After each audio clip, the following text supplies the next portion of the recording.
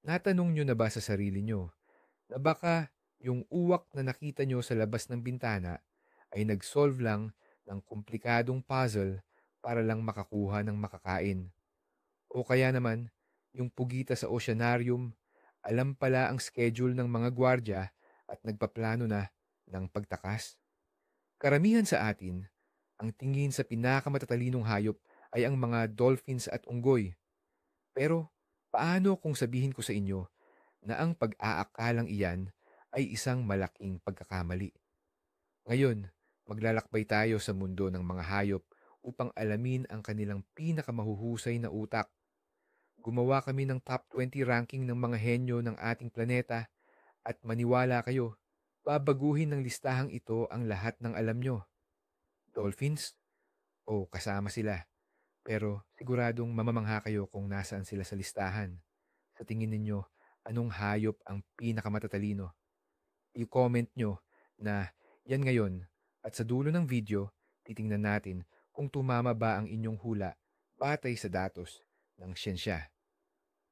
Bago natin simulan ang countdown, alamin muna natin kung ano ba talaga ang ibig sabihin ng talino sa mundo ng mga hayop.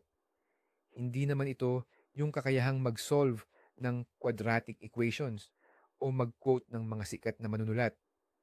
Sinusukat ng mga siyentipiko ang talino base sa ilang mahahalagang pamantayan. Kasama rito ang kasanayan sa pagresolba ng problema, abilidad na gumamit o gumawa pa ng mga kagamitan, ang pagkakaroon ng komplikadong istrukturang panlipunan at komunikasyon, at siyempre, ang memorya at kakayahang matuto. Mahalangang maintindihan natin na ang talino ay laging may iisang layunin, ang mabuhay. Kaya naman, ang talino ng pugita na perpektong umaayon sa buhay sa ilalim ng dagat ay lubhang naiiba sa talino ng elepante na nabubuhay sa savana. Ang direktang pagkumpara sa kanila ay parang pag-aaway kung ano ang mas maganda, martilyo o screwdriver. Parehas silang mahusay sa kani-kanilang larangan. Ang ranking na ito ay isang pagtatangka na tipunin ang pinakamahuhusay na nag-iisip mula sa iba't ibang kapaligiran, na ang mga kakayahan ay nakakamangha sa mga siyentipiko at nagpapatunay na ang tao ay hindi nag-iisang matalinong nilalang sa mundong ito. Sa ating listahan, pasimulan natin sa pang-20 pwesto, ang sea otter o mas kilala bilang kalan. Ang mga kaakit-akit na nilalang na ito ay hindi lang basta cute na mga fluffy na lumulutang sa tubig. Isa sila sa napakakaunting marine mammals na aktibong gumagamit ng mga kagamitan o tools. Ang paborito nilang pagkain, yan ay ang mga shellfish at sea urchin na protektado ng matitigas na balat. Paano sila kumain? Hahanap sila ng angkop na bato, ilalagay ito sa kanilang dibdib para gawing parang anvil o pandayan, at sa kanila paulit-ulit na ipinupukpok ang kanilang huli hanggang sa tuluyang mabasag ang matigas na balat. Higit pa rito, ang bawat otter ay mayroon pang sariling paboritong bato. Kaya naman, dinadala nila ito sa isang espesyal na bulsa ng balat na nasa ilalim ng kanilang paa.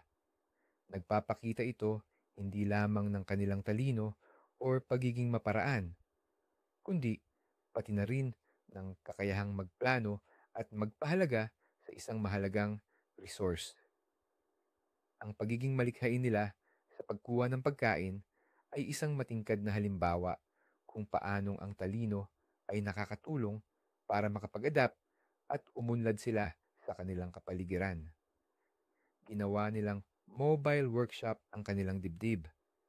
Kaya naman, masasabi nating talagang karapat-dapat sila sa pwesto nila sa ating top listahan. Nasa ikalabinsyam na pwesto ang mga langgam. Oo, yung maliliit na insektong iyan. Malaking pagkakamali na maliitin ang kanilang kolektibong talino. Sa personal, hindi naman talaga matalino ang isang langgam. Pero ang buong anthill o pugad ay maituturing na isang tunay na superorganism na may nakakamanghang mga kakayahan. Nagfa-farming sila, nagtatanim ng kabute o mushroom sa loob mismo ng kanilang pugad. Inalagaan din nila ang mga apid. Ginagamit itong parang pinapanganak na baka, milking cows, para sa matamis na nektar. Nakikipaggiyera ang mga langgam. Nagpapadakip sila ng mga bihag at nagtatayo ng mga komplikadong istrukturang pang-engineering kabilang na ang mga buhay na tulay gamit ang sarili nilang mga katawan para makatawid sa mga hadlang. Ang kanilang sistema ng komunikasyon na gumagamit ng pheromones ay napakakomplikado. Nagagawa nilang magpasa ng eksaktong lokasyon ng pagkain, magbigay babala sa panganib, at mag-coordinate ng mga kilos ng libo-libong individual. Ang kolektibong katalinuhan na ito ang nagbibigay kakayahan sa mga langgam na lutasin ang mga problema na hindi kayang gawin ng isang nilalang lamang kahit pa sobrang talino nito. Ipinapakita lang nito na ang talino ay hindi lang pang-individual kundi maaari din itong maipamahagi or distributed. Sa ika-18 pwesto, matatagpuan natin ang raccoon. Matagal nang kilala ang mga nakamaskarang tulisan na ito dahil sa kanilang talino at hindi kapanipaniwalang liksi ng kanilang mga kamay. Ang kanilang mga pangunahang paa ay kasing sensitibo ng kamay ng tao na nagbibigay daan sa kanila upang manipulahin ang mga bagay ng may kahangahangang katumpakan. Nagdaos ang mga siyentipiko ng iba't ibang pagsubok kung saan kailangan ng mga raccoon na buksan ang komplikadong mga kandado upang maabot ang pagkain. Ang ilan sa mga kandadong ito ay nangangailangan ng hanggang 11 sunod-sunod na hakbang. Hindi lamang nagtagumpay ang mga raccoon, kundi naaalala pa nila ang solusyon sa loob ng maraming taon. Ang kanilang husay sa paglutas ng problema, mahusay na memorya, at mabilis na pag-angkop sa kapaligiran ng lungsod ang nagpapatunay na sila ay tunay na henyo pagdating sa survival. Kung sinubukan mo na kailanman na protektahan ang iyong basurahan mula sa isang raccoon, alam mong nakikipaglaban ka sa isang napaka-imbentibo at matigas ang ulong kalaban. Ang kanilang pagiging mausisa at mapilit ay hindi lamang katangian. Ito ay mga palatandaan ng isang mataas na antas ng katalinuhan. Sa ika-17 pwesto, ilalagay natin ang honey badger o mas kilala bilang ratel. Sumikat ang hayop na ito sa internet dahil sa taglay nitong katapangan.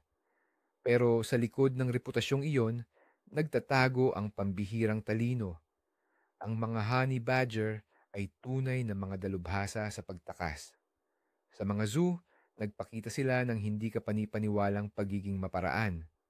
Pinubuksan nila ang mga lock, ginagamit ang bato at patpat bilang gamit para umakyat sa bakod. At minsan pa nga, nakikipagtulungan sila sa kanilang kasama para makatakas. May isang kilalang honey badger na nagngangalang Stoffel.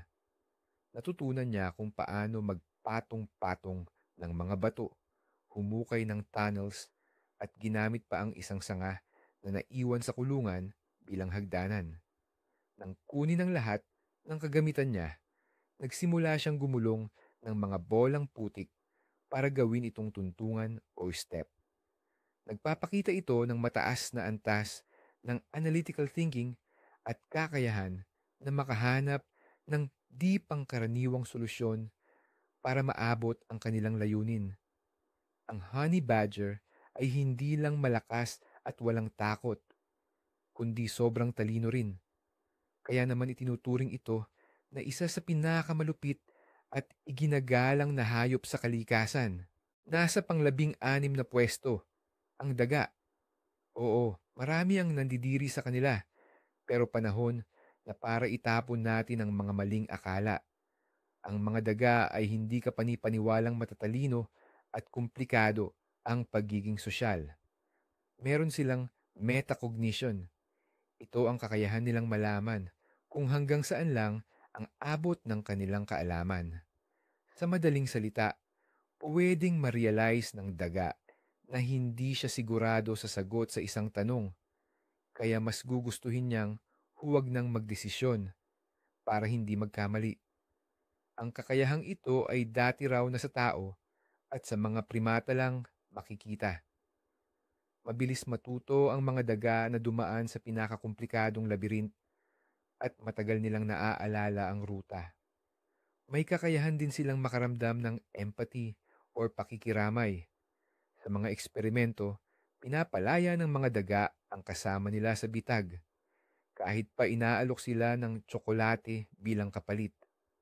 Ipinapakita nito na mayroon silang matibay na koneksyon sa kanilang komunidad at may kakayahan silang makiramay. Ang utak nila ay dinisenyo upang patuloy na suriin ang kanilang kapaligiran. Kaya sila ay nagiging bihasa sa pag-a-adapt at sa survival, halos sa anumang sitwasyon. Ang ikalabinlimang pwesto ay napunta sa ardilya. Ang maliliksing rodenteng ito ay hindi lamang mga bihasa sa pag-akyat at pagtalon, kundi mga henyo rin pagdating sa pagpaplano at pagtatanda. Tuwing taglagas, nagtatago ang ardilya ng libu-libong mani sa iba't ibang lugar para makaligtas sa taglamig. At ang pinakakahanga-hanga, naaalala nito ang lokasyon ng karamihan sa mga pinagtataguan niya. Nangangailangan ito ng pambihirang spatial memory o kakayahang tandaan ang kinalalagyan ng mga bagay. Pero hindi pa diyan nagtatapos. Ang mga ardilya ay mahuhusay ring manloloko. Kung mapansin ng ardilya na may nagmamasid sa kanya, isang magnanakaw, marahil gaya ng ibang ardilya o ibon, kaya nitong mag-eksena o gumawa ng isang palabas. Huhukay siya ng piking butas at magkukunwari na nagtatago ng mani, samantalang ang tunay na pagkain ay nasa bibig pa rin niya. Pagkatapos, tatakbo siya sa iba at mas liblib na lugar para doon na itago ng totoo ang mani. Ang ganitong taktika ng panlilinlang ay nangangailangan ng pag-intindi sa intensyon ng ibang nilalang na siyang malinaw na tanda ng napakataas na antas ng katalinuhan, pumapang-14 sa listahan ng mga baboy. Kalimutan na ang kaisipan na sila'y marumi at walang isip na hayop. Ang totoo, mas matalino pa ang mga baboy kaysa sa mga aso at maging sa ilang uri ng primata. Sila ay mayroong pambihirang long-term memory at nakikilala nila ang kanilang sarili sa salamin, isang test na bigo ang karamihan ng hayop. Sa mga eksperimento, nagpakita ang mga baboy ng kakayahang maglaro ng simpleng video game gamit ang joystick na minamanipula ng kanilang nguso. At ang mas nakakagulat, mas mabilis nilang nakuha ang konsepto ng laro kaysa sa ilang uri ng unggoy. Kaya rin nilang sagutin ang mga puzzle na para sa mga bata at naiintindihan nila ang simbolikong lingwahe. Ang mga baboy ay napakasosyal na hayop. Bumubuo sila ng komplikadong hierarchy. Nakikipag-usap sila gamit ang iba't ibang tunog at maaari pa nilang dayain ang kanilang mga kasama upang makakuha ng mas maraming pagkain. Napakataas ng kanilang kakayahan sa pag-iisip o cognitive abilities. Kaya naman, inilalagay sila ng mga siyentista sa parehong antas ng mga dolphin at elepante na nagpapatunay na sila ang isa sa pinakahindi nabibigyang halaga ng mga henyo sa mundo ng mga hayop. Nasa pang-13 pwesto, ang kea, isang loro na matatagpuan sa New Zealand. Ang mga ibong ito ay madalas tawaging mga payaso ng bundok dahil sa kanilang pagiging mapaglaro at malikot. Ngunit sa likod ng pagiging palabiro ay nagtatago ang isang matalas na isip. Talaga namang ipinanganak na problem solver ang mga kea. Sa kalikasan, kilala sila sa pagbubukas ng mga backpack ng mga turista, pagtatanggal ng mga nut sash sa gulong ng sasakyan, at paghahanap ng pinakamaparaan na solusyon para makakuha ng pagkain.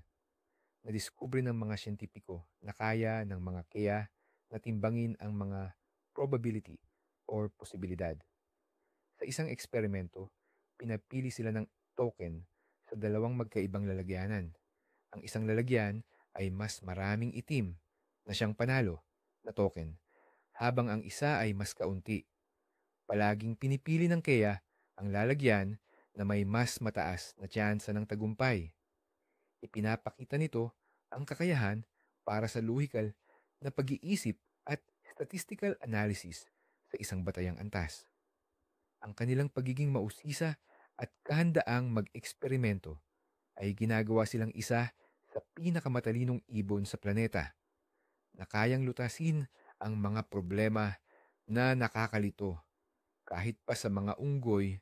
Narito sa panglabindalawang pwesto ang aso. Bagamat nag-iiba-iba ang katalinuhan nila, depende sa lahi, sa kabuuan, nagpapakita ang mga aso ng kahangahangang kakayahan sa pag-iisip, lalo na pagdating sa pakikipag-ugnayan sa tao. Sila ang nag-iisang hayop, maliban sa atin, na instinktibong nakakaintindi ng simpleng pagturo ng daliri ng tao. Kaya nilang matuto ng daan-daang salita at utos. Ang record holder, si Chaser, isang border collie, ay nakakakilala sa pangalan ng higit sa 1,000 laruan. Pero ang kanilang talino, hindi lang nasusukat sa lawak ng kanilang bokabularyo. Napakahusay din nilang bumasa ng ating emosyon, sa ekspresyon ng mukha o sa tono ng ating boses. Kaya nilang makiramay at nagpapakita sila ng mas komplikadong social behavior gaya ng selos at pakiramdam ng pagkakasala. Dahil sa kanilang kakayahang matuto, makipagtulungan sa tao, at dahil na rin sa malalim na emosyonal na koneksyon, hindi lang sila ang ating matalik na kaibigan. Sila ay tunay na matatalino at mahahalagang kasama sa buhay. Pang-11, ang cuttlefish. Ang cephalopod na ito ay dalubhasa sa pagtatago o camouflage. Subalit ang talino nito ay hindi lang umiikot sa simpleng pagbabago ng kulay ng balat. Sa katunayan, ang cuttlefish ay may isa sa pinakamalaking ratio ng utak sa katawan sa lahat ng hayop na walang gulugod o invertebrates. Nitong nakaraan lang, natuklasan ng mga siyentista na kaya rin palang pumasa ng cuttlefish sa tanyag na marshmallow test, ang pagsubok na ginagamit para suriin ang self-control ng mga bata. Binigyan ng opsyon ang mga batang cuttlefish. Kunin agad ang pagkaing hindi nila gaanong gusto o magtiyaga muna, at sa bandang huli ay makukuha nila ang paborito nilang handa, isang buhay na hipon. Ang mga cuttlefish na nakapagtiyaga ay nagpakita rin ng mas mataas na cognitive abilities sa iba pang mga pagsubok. Ipinahihiwatig nito na mayroon silang matataas na kakayahan gaya ng pagpaplano sa hinaharap at ang pagsasakripisyo ng agarang kasiyahan para sa mas malaking kapalit. Ang kanilang talino ay nananatiling isang palaisipan na ngayon pa lang unti-unting nabubuksan sa mga siyentista. Pang-10 sa ating listahan, ang kahangahangang humpback whale. Ang higanting ito ng karagatan ay hindi lang nakamamangha sa laki. Mayroon din silang napakakomplikadong katalinuhan. Ang utak nila ay may mga espesyal na spindle neurons, mga selula na sa tao ay may kinalaman sa social behavior, empathy, at intuition. Sikat ang mga balyena sa kanilang komplikadong kanta, mga sunod-sunod na tunog na tumatagal ng ilang oras at nag-iiba-iba taon-taon.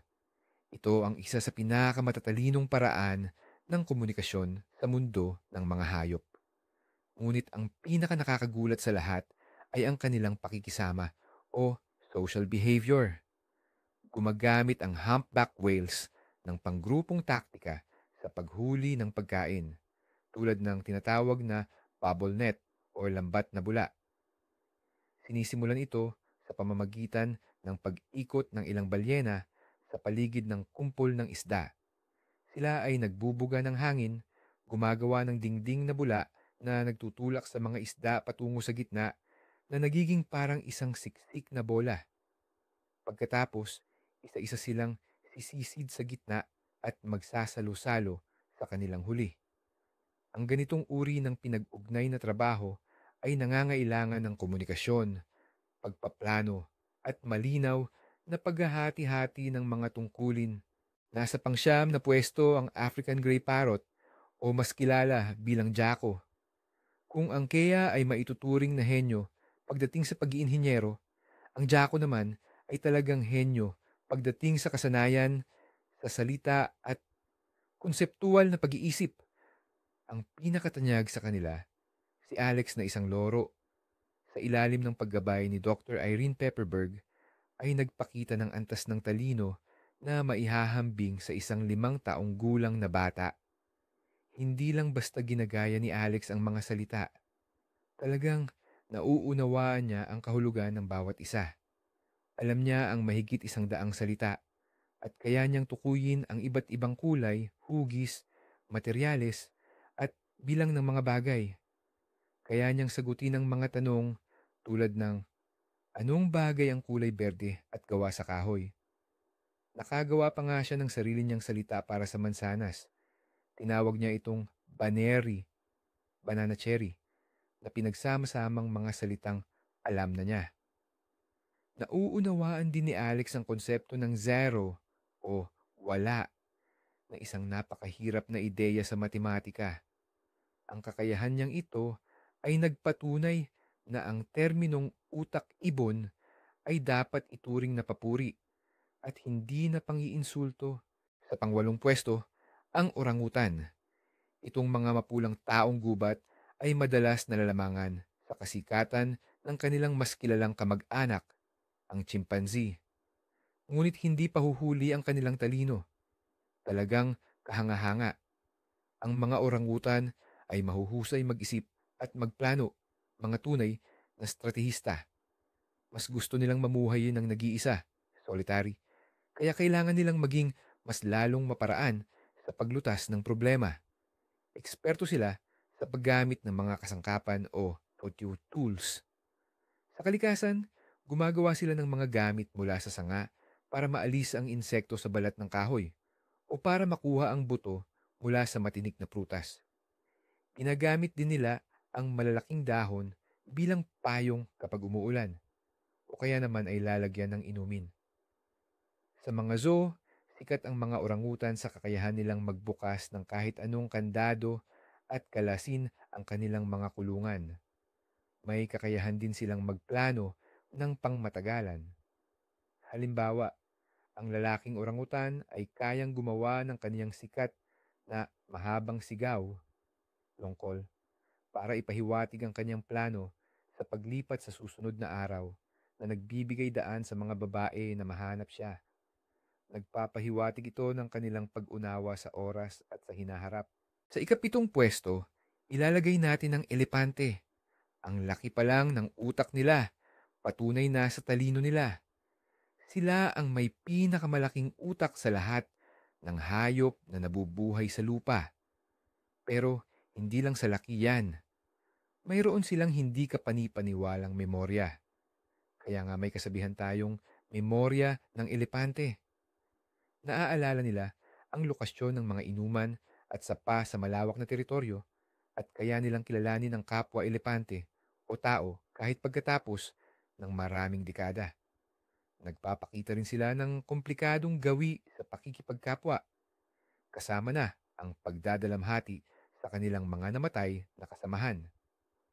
Nakita ng mga nagmamasid na bumabalik ang mga elepante sa labi ng kanilang mga kasama at malumanay nilang hinahawakan ang mga buto gamit ang kanilang mahabang nguso. May kakayahan din silang makipagtulungan. Sa isang eksperimento, kinailangan ng 2 elepante na sabay na hilahin ang magkabilang dulo ng isang lubid para makuha ang pagkain. Agad nilang naunawaan na imposible itong gawin ng mag-isa. Kaya nagsimula silang makipag-ugnayan sa isa't isa at naghintay muna sa kanilang kapareha. Nakikilala rin nila ang sarili nila sa salamin na isang matibay na patunay ng self-awareness or kamalayan sa sarili. Pang-anim naman, sa listahan natin ang bonobo. Kadalasan, tinatawag silang hippie ng kaharian ng hayop dahil sa kanilang likas na pagiging mapayapa. Bagamat malapit silang kamag-anak ng mga chimpanzee, may sarili silang kakaibang social structure at talino. Kung ang chimpanzee ay gumagamit ng agresyon para lutasin ang alitan, ang bonobo naman ay gumagamit ng social connections at pagmamahalan. Ang talino nila ay makikita sa kanilang pambihirang kakayahan sa empathy at pag-unawa sa damdamin ng iba. Si Kanzi, isang bonobo, ay naging isang malaking sensasyon sa mundo ng siyensya. Natutunan niya ang lengguwahe ng mga simbolo gamit ang isang espesyal na keyboard ng hindi sinasadya. Nakita lang niya kung paano sinubukang turuan ng mga siyentista ang kanyang ina. Naiintindihan niya ang komplikadong Ingles kapag narinig at kaya niyang sundin ang mga utos na hindi pa niya naririnig noon. Halimbawa, ilagay mo ang sabon sa tubig.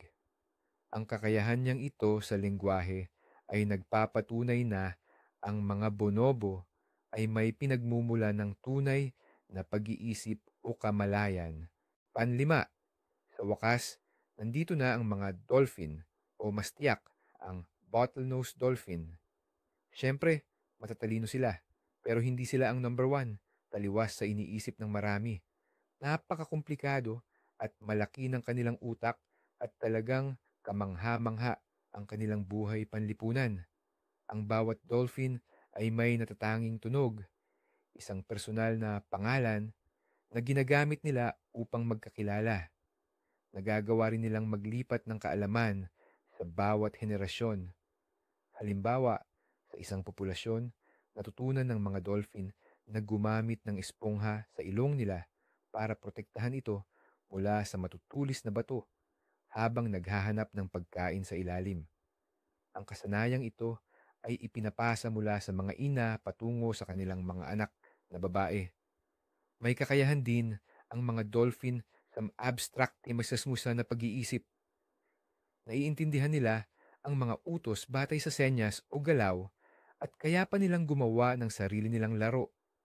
Ang kanilang galing sa pakikipagtulungan, ang komplikadong paraan ng komunikasyon at ang kanilang self-awareness. Kinikilala rin nila ang sarili nila sa salamin ay walang dudang naglalagay sa kanila bilang isa sa pinakamatalinong nilalang sa planeta. Pang-apat sa listahan ay ang chimpanzee.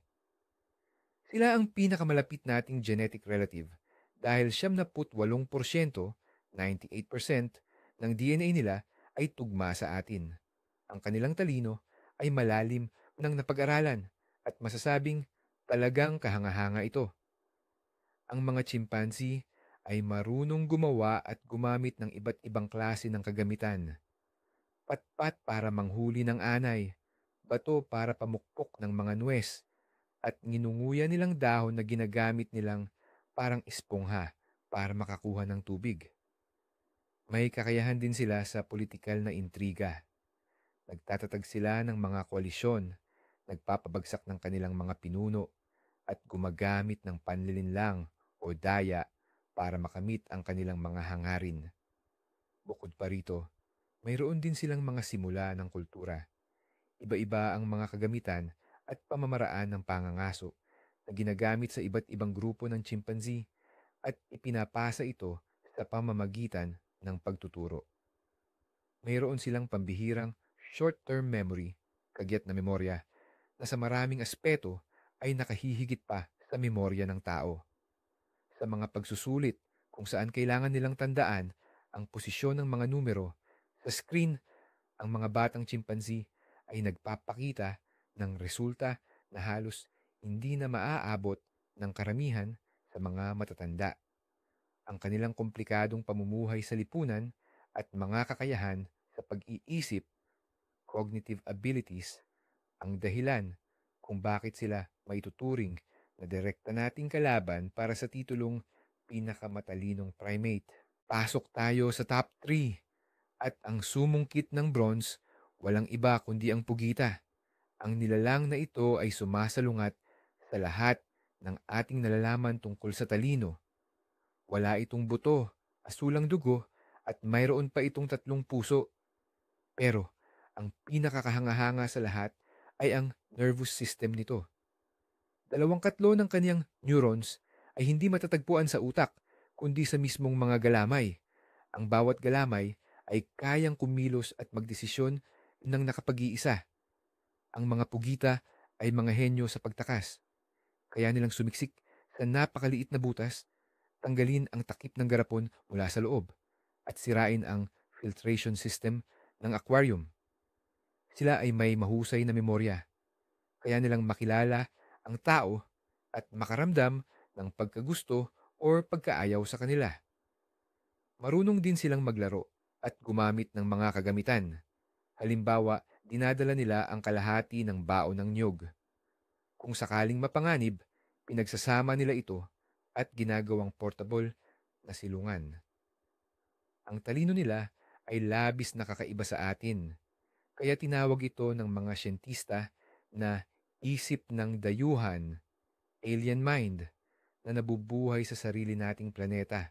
Ang pumangalawa sa ating listahan at nakakuha ng silver medal ay walang iba kundi ang uwak. Kung akala ninyo na ang ibig sabihin ng utak ibon ay katangahan, nagkakamali kayo ng malaki. Ang utak ng uwak, kung ikukumpara sa laki ng katawan nito, ay katulad ng utak ng isang chimpanzee. Nagpapakita ang mga ibong ito ng talino na talagang nakakagulat at nakakapagpalito sa mga siyentipiko. Nauunawaan nila ang koneksyon ng sanhi at epekto sa lebel ng isang maliit na bata. Sa sikat na eksperimento kung saan may pagkain na lumulutang sa loob ng tubo, alam ng uwak kung paanong maghagis ng bato para tumaas ang level ng tubig at makuha ang pagkain. Kaya nilang magplano ng maraming hakbang ng sabay-sabay. Sa isang pag-aaral, kailangan ng uwak na gumawa ng 3 magkakasunod na aksyon gamit ang iba't ibang kasangkapan para maabot ang gantimpala, at nagawa niya ito sa unang subok pa lang. Tanda nila ang mukha ng tao at kayang maghiganti sa mga nagkasala sa kanila ng maraming taon. Hindi lang yan, ipinapasa pa nila ang impormasyong ito sa kanilang mga kasamahan. Ang kakayahan nilang mag-analisa, magplano, at magbahagi ng kaalaman ay nagpapatunay na sila talaga ang tunay na matatalinong ibon. At narito na tayo sa unang pwesto, ang pinakamatalinong hayop sa planeta na ayon sa maraming siyentista ay may pinakamataas na antas ng talino pagkatapos ng tao. Ito ay ang New Caledonian Crow. Oo, uwak na naman. Pero ito ay natatanging uri na talagang karapat-dapat sa pinakamataas na pwesto. Ang mga ibong ito ay walang kapantay na mga dalubhasa sa paggawa ng kasangkapan sa kalikasan. Hindi lang sila basta gumagamit ng mga patpat na nakita nila. Binabago nila ang mga ito. Pinuputulan nila ang mga sanga para sa tamang haba, binabaluktot para maging kawit, at pinuguhitan ang mga dahon para maging parang lagari sa paghila ng insekto. Higit pa riyan, nakakagawa sila ng mga kasangkapan gamit ang iba pang kasangkapan. Sa mga laboratorio, nakita nilang ginamit ng uwak ang isang maikling patpat para abutin ng mas mahaba, at saka ginamit ang mas mahabang patpat para makuha ang pagkain. Nangangailangan ito ng pag-unawa sa katangian ng mga bagay at kakayahang bumuo ng mga komplikadong logical chain. Ipinapasa nila ang kanilang mga kasanayan sa kanilang mga inakay na bumubuo ng tunay na kultura ng ibon. Ang kanilang kakayahan sa pagbabago at paglikha ng komplikadong teknolohiya mula sa mga simpleng bagay ay naglalagay sa kanila sa tuktok ng ating intelektual na pedestal. Ito ay buhay na patunay na hindi kailangan ng malaking utak ng primata para magkaroon ng dakilang talino at diyan na nagtatapos ang ating listahan. Mula sa mga sea otter na gumagamit ng bato hanggang sa mga New Caledonian crow na gumagawa ng komplikadong tool, nasaksihan natin kung gaano kaiba-iba at kahanga-hanga ang talino sa kaharian ng mga hayop. Ang pangunahing konklusyon na maaari nating makuha, ang talino ay hindi lamang tungkol sa malaking utak at kakayahang magsalita. Ito ay ang kakayahang maging flexible ang isip, ang galing sa pag-a-adapt, pagresolba ng problema, at pagbuo ng komplikadong ugnayan sa lipunan. At gaya ng nakita natin, ang mga dolphin at chimpanzee, kahit na napakatalino, ay kashare sa pedestal kasama ang mga pugita at uwak na ang talino ay nag-evolve sa ibang-iba at kakaibang paraan. Ang mundo ng kalikasan ay puno ng mga genius at nagsisimula pa lang tayong maintindihan ang lalim ng kanilang mga kakayahan. Maraming salamat sa inyong panunood ng video na ito hanggang dulo. Kung ito ay nagbigay sa inyo ng bagong perspektibo sa mundo, huwag kalimutang mag-like at mag-subscribe sa channel para hindi ninyo ma-miss ang mga bagong kahangahangang pagtuklas. Pindutin din ang bell icon para kayo ang unang makakaalam ng ating susunod na mga episode. Ngayon, ito ang pangunahing tanong. Aling hayop sa listahan ang pinaka-nakagulat sa inyo? At nagtugma ba ang inyong hula sa ating top picks? Hinihintay ko ang inyong mga opinyon, cast comments sa